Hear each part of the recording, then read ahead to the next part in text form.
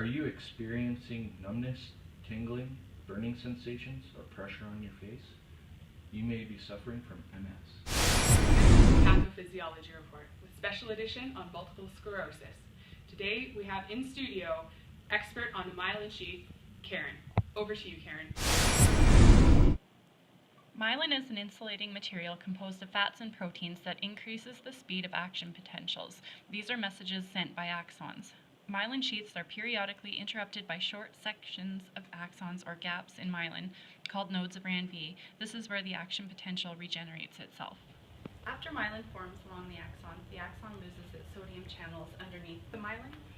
MS causes a breakdown of the myelin sheaths that cover the nerve fibers. It lacks the sodium channels that were previously covered by the myelin, and now the action potential is unable to travel smoothly across the axon because it dies out in these nodes of Ranvier. This causes an erratic conduction as it crosses and jumps over these bigger gaps. The areas of these damaged myelin are called plaques or lesions, and they're hard, sharp-edged sclerotic patches that are visible throughout the white matter of the central nervous system.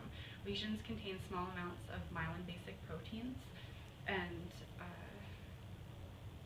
they have increased amounts of proteolytic enzymes, macrophages, lymphocytes, and plasma cells that invade the area. The oligodendrocytes on the previous slide was the cell up here, and they were responsible for forming these myelin layers.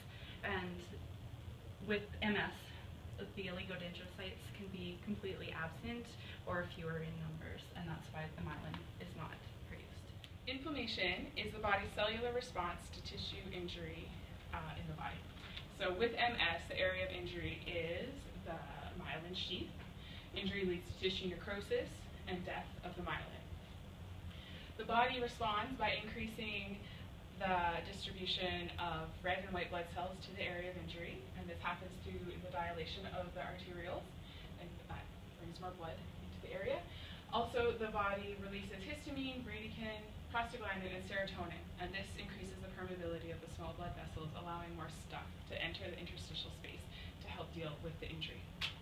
So the risk factors of MS include a genetic disposition on the HLA-DRB1 gene and the HLA-DR2 gene.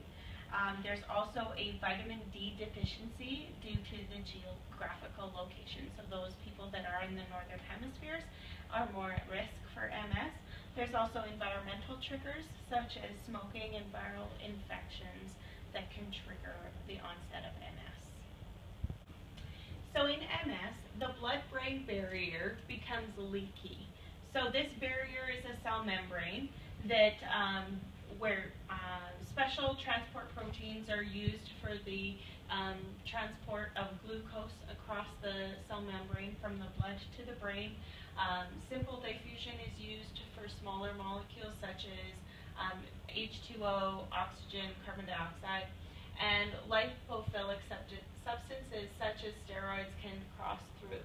Now, in MS, this blood-brain barrier becoming leaky, these tight junctions become open and wide.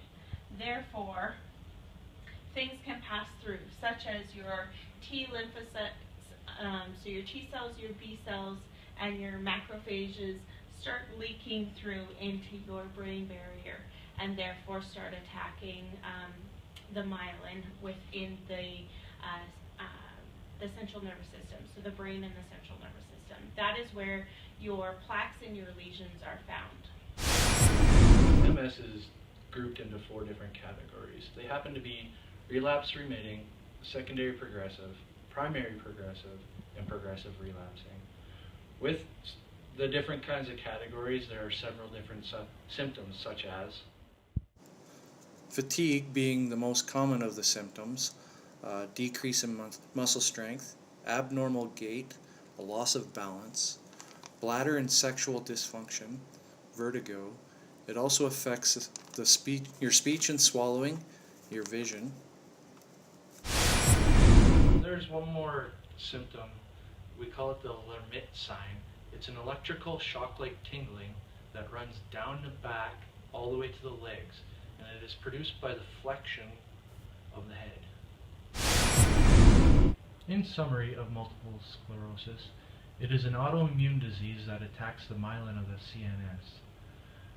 Cell membranes that are affected are the blood-brain barrier, which becomes leaky, as well as the genes that are affected are the HLA-DRB1 and HLA-DR2 genes.